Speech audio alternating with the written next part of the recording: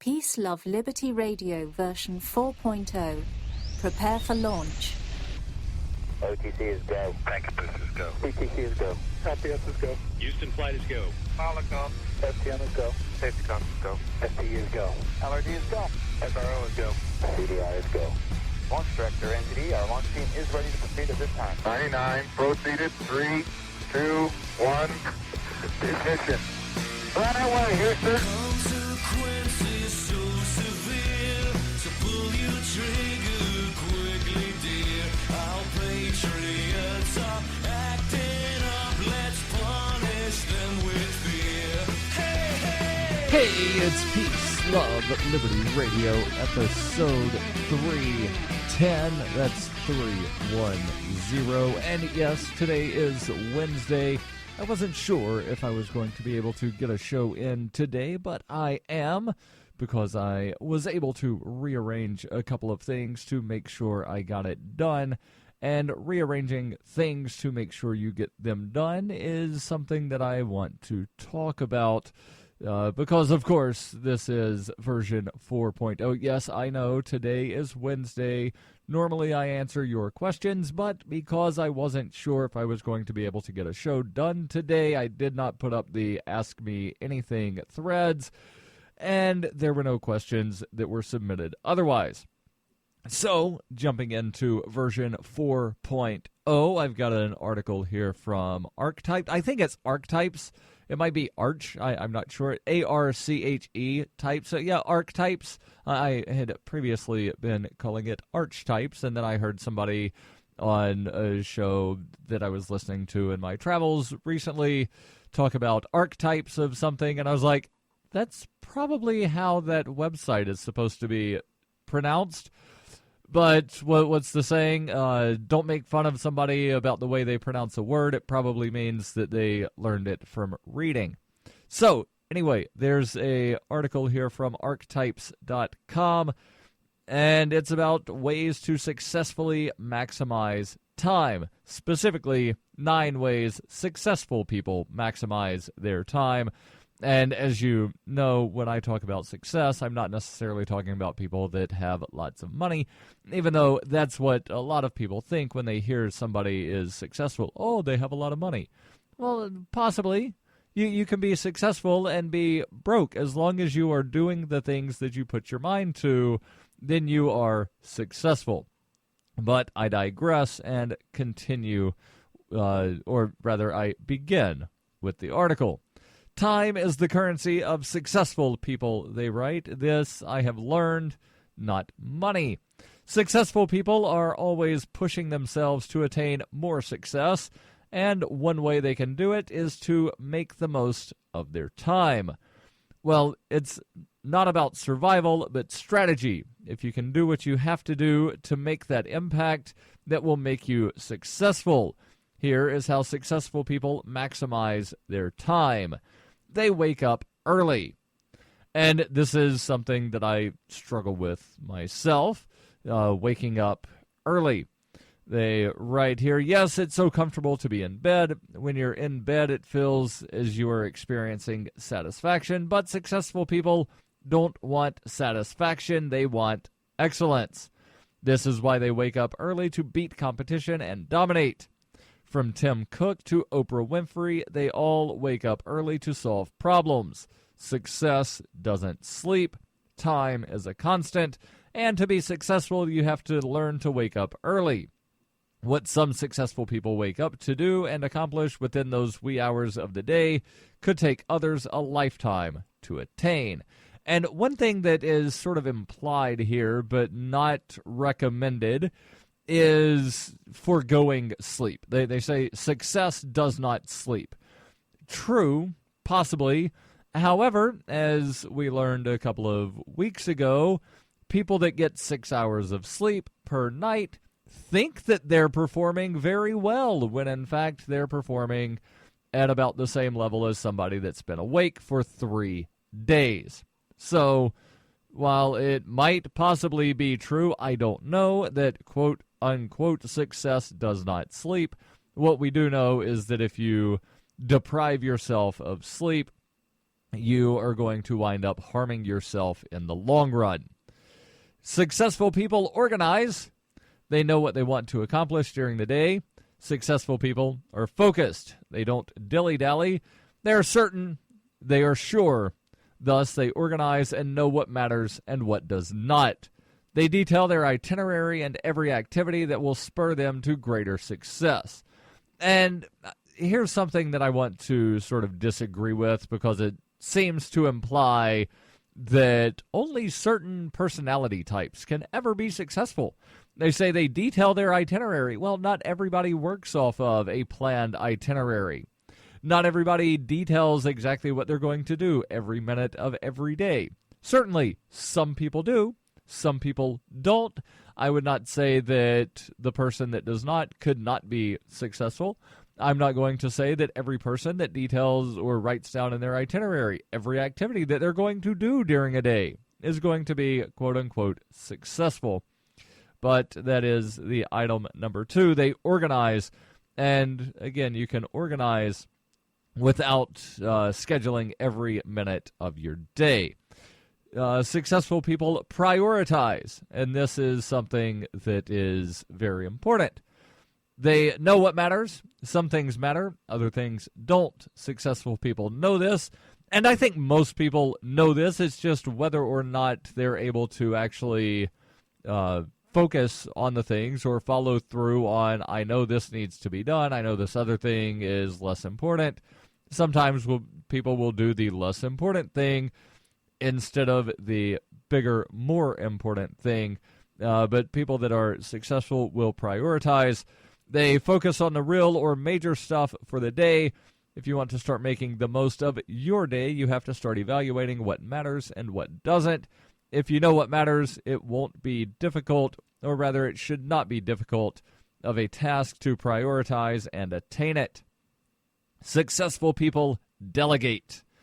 And this is something I would say not only successful, but people that are overly busy will delegate, because they know that they can't necessarily accomplish everything, or there might be things that they don't know how to accomplish, but they know that it needs accomplished. So they will find somebody that is able to actually do the thing. I'll read the little blurb here from Archetypes and then tell you the remaining things. There's 5 remaining things that successful people do to maximize their time. This is Peace, Love, Liberty Radio.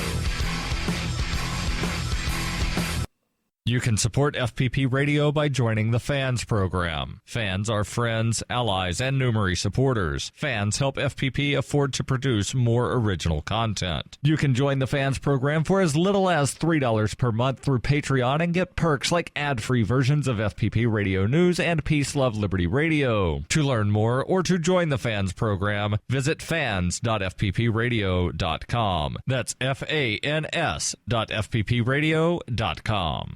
In 2115 New England, there are no borders, no states, and no regulations, yet never has a more peaceful and prosperous place existed. But Mr. Drake Security Company has seen better days. Faced with the prospect of waning power, Mr. Drake intends to replace the anarchy of New England with a government. But at what cost? Will anybody care? And can anyone stop him? Anarchy in New England by Joe Jarvis is available from Amazon.com and all major bookstores. You're listening to Peace, Love, Liberty Radio, online at fppradio.com.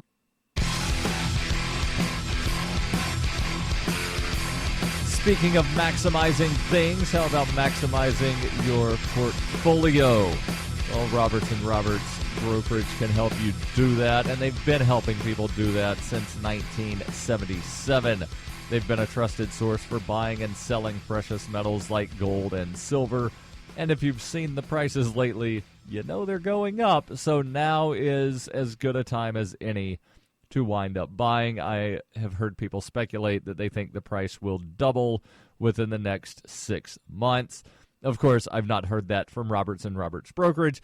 And this is not me, giving investment advice. This is just me making a statement that I have heard that the price of gold and silver will continue to climb. And, well, you can get some gold and silver from Roberts and Roberts Brokerage.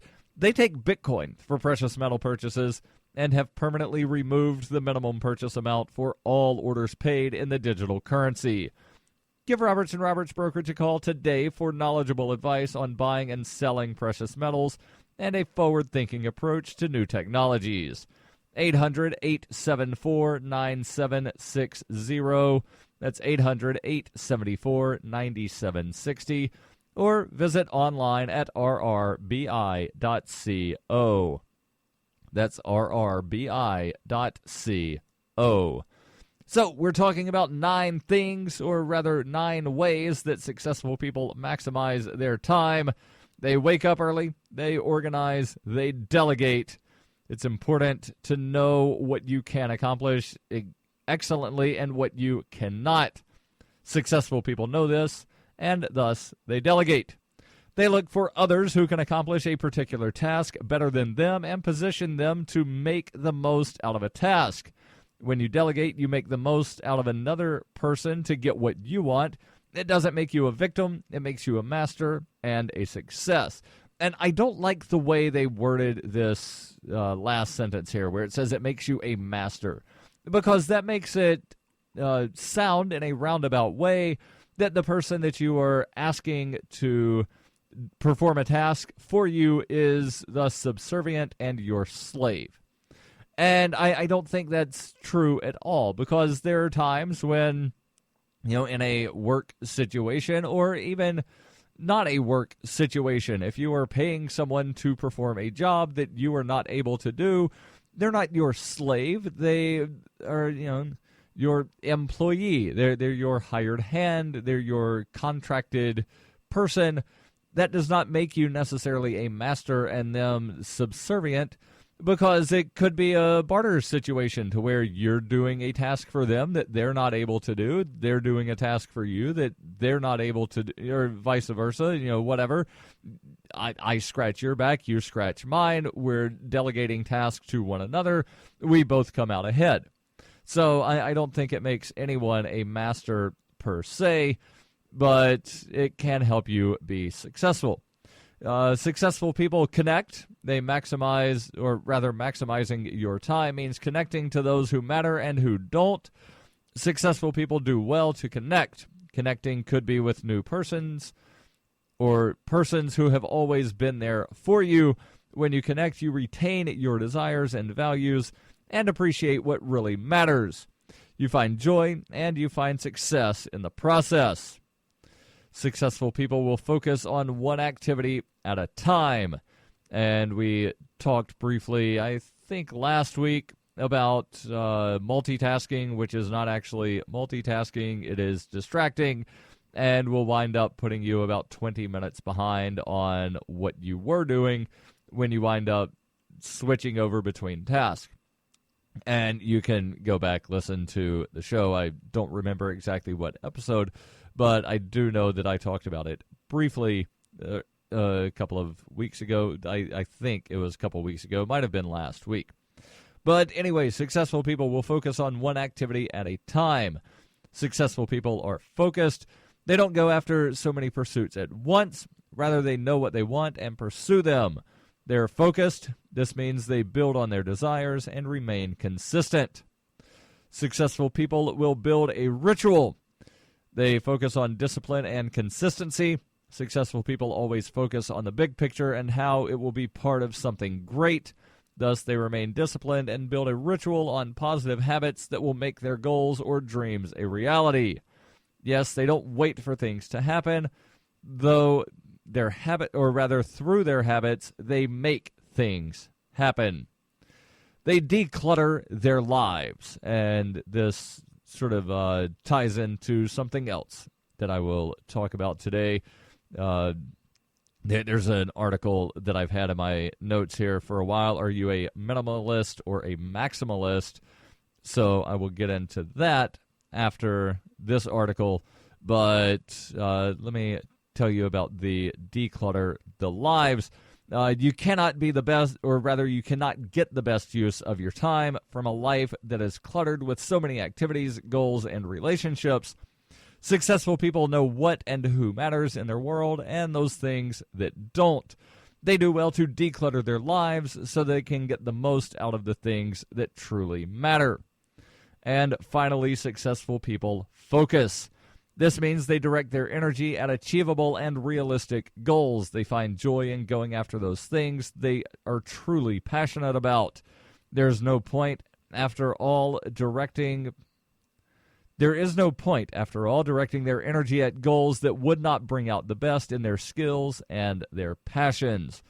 So those are the 9 ways people, or rather successful people, maximize their time. I'll run through these one more time. Wake up early, organize, prioritize, delegate, connect, focus on one activity at a time, have discipline and consistency. They say ritual, but that just sounds weird. Declutter your life and focus. So speaking of decluttering, here's how you can tell if you're a maximalist or a minimalist. These days, it's all about personal style. We're living in an age that allows us to capture and share our identities through digital photography and social media among people we know and even people we don't. We can embrace our individual personalities and refine not only how we dress and groom ourselves, but also how we organize and decorate our living environment. Styling our homes and creating a sanctuary where we dwell and evolve is a privilege.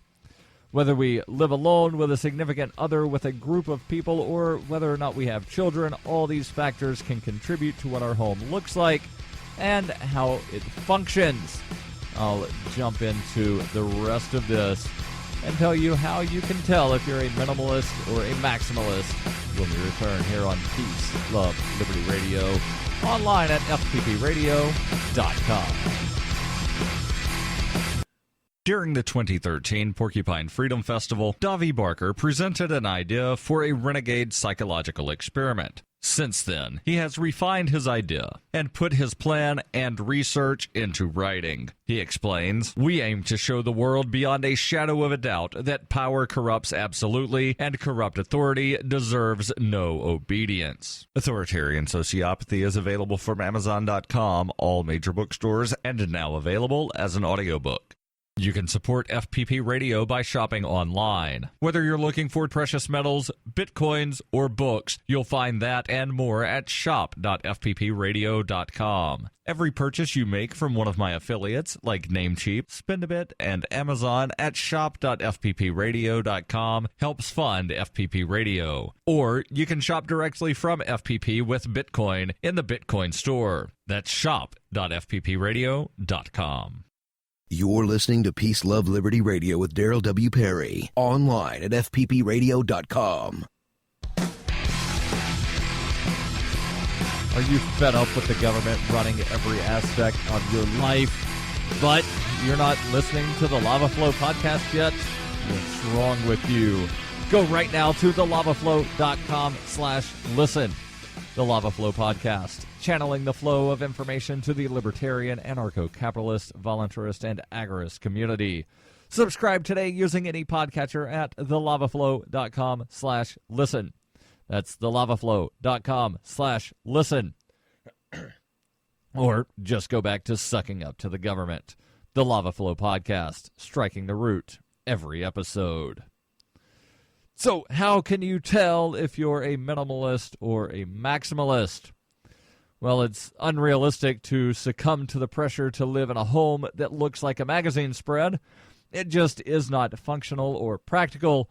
However, we can understand what our taste is, what it says about our personality, and how we can enhance the comfort of our living environment to create desirable surroundings. By understanding ourselves, we can also understand others and find balance to suit everyone. Minimalism is all about clean lines, empty spaces, plain colors, and patterns, the ridding of clutter, the clearing of surfaces, and the simplicity of having only what is necessary.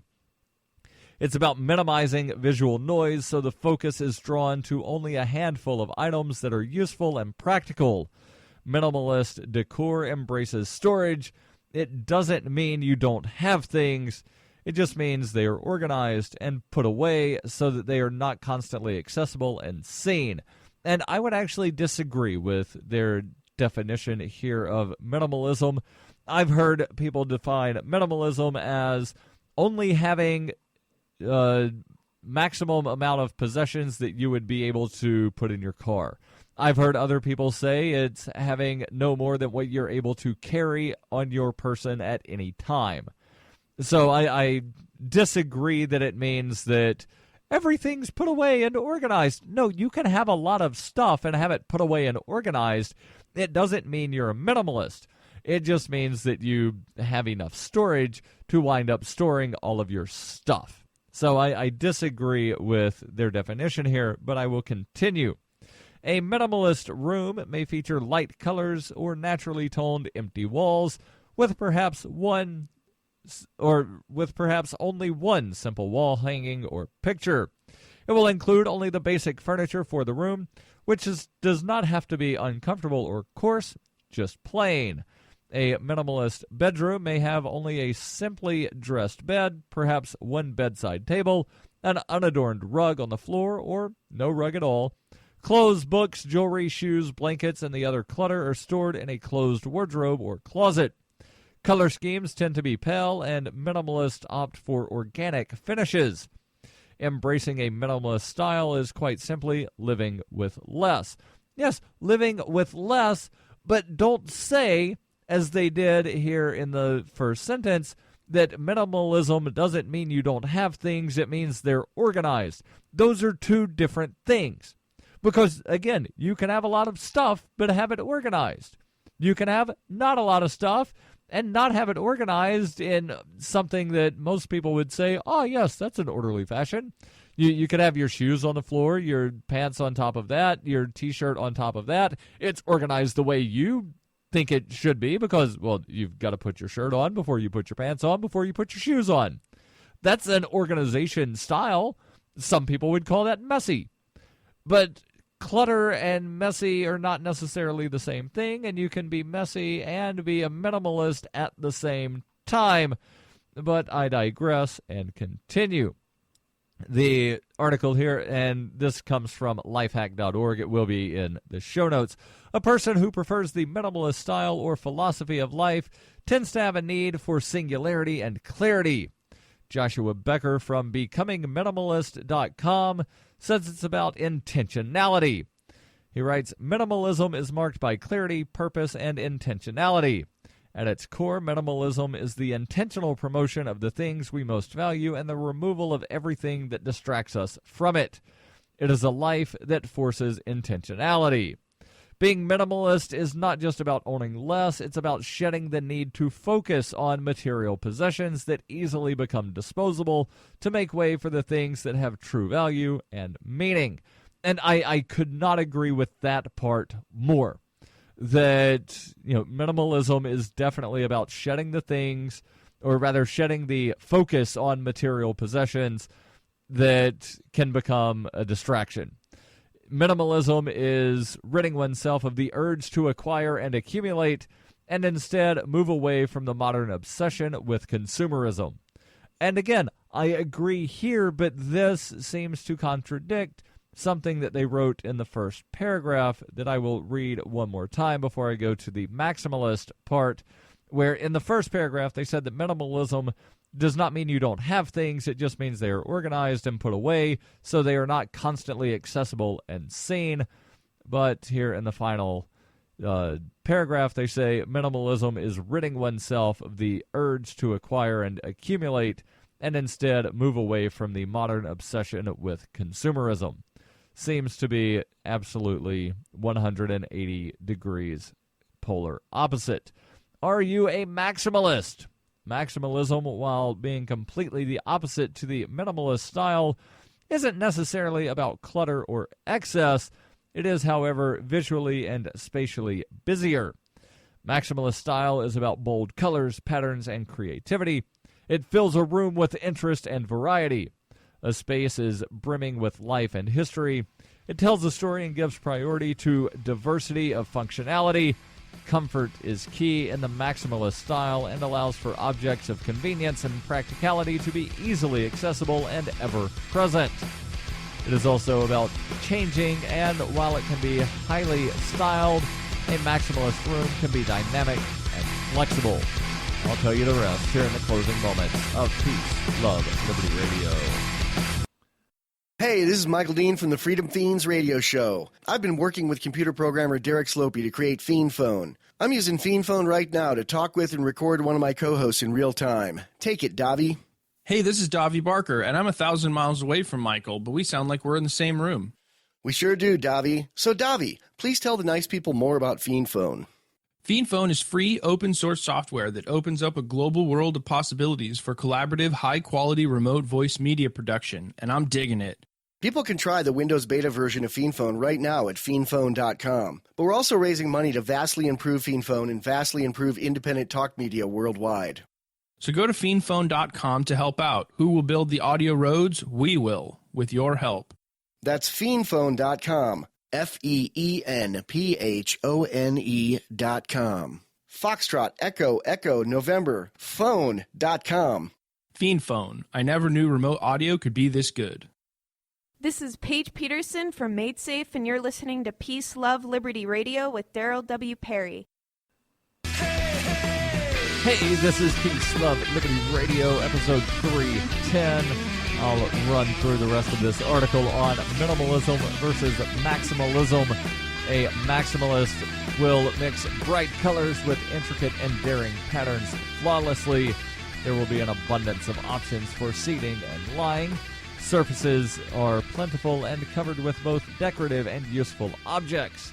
Depending on the movement and activities of its inhabitants, a maximalist-styled room may look different from one day to the next. If a person likes to read, the maximalist room could look like a library. If they like to paint, it could look like an artist's studio. Plants feature heavily, and one can bring the outdoors inside in a maximalist room. There's more here about this, but let me jump to the final paragraph about maximalism. A person who has maximalist tendencies values the gradual evolution of a space. They are often collectors and will display groups of objects that are not only beautifully created works of art that are valuable, but also represent some sort of meaning. Perhaps they have been collected from their travels or have been passed down through their families. Maximalists often indulge in the extreme and can transcend the need for order. They experience order within chaos and find it exciting and motivating, even impressing, or rather even inspiring. Some people, however, are both. While having a tendency to be either minimalist or maximalist, most people will fall somewhere in between. For most people living day to day, it is impossible to maintain a sanitary and completely clean minimalist environment, particularly if you have small children or pets, or if you don't live alone. Most people surrender control over their living environment and prefer to have a home as opposed to feeling like they live in a sanitary hotel room. And I will say that I've lived in hotels before, and I actually kind of like it because it does allow that sort of minimalist lifestyle to be easier, because you know that you can't acquire stuff. Well, you could, but not a lot of stuff, because you don't necessarily own the space that you're living in, and you know you're going to have to leave. And when you leave, you're going to have to be able to pack all of your stuff into, small areas. So on the one hand, I like the idea and the living style of minimalism. At the same time, some of the maximalist stuff of, acquiring stuff with sentimental value, it's kind of interesting, but at the same time, does it really serve your purpose? And I would say largely no. Largely it does not, but, if you ever want to have a museum, at some point when you die, I guess, it's good to have stuff. That way they can put things on display. Hey, this is Peace, Love, Liberty Radio. Don't forget, every Wednesday I answer your questions, AMA at FPPRadio.com. The podcasts of FPP Radio are licensed under Copyheart. We believe that copying is a form of flattery and do not abide by the copyright laws. Those laws serve to restrict the flow of ideas, which no one can really own. Copying is an act of love. Love is not subject to law. If you enjoy the show, consider joining the Fans program and get perks like ad-free versions of Peace, Love, Liberty Radio and FPP Radio News. To learn more or to join the Fans program, visit fans.fppradio.com.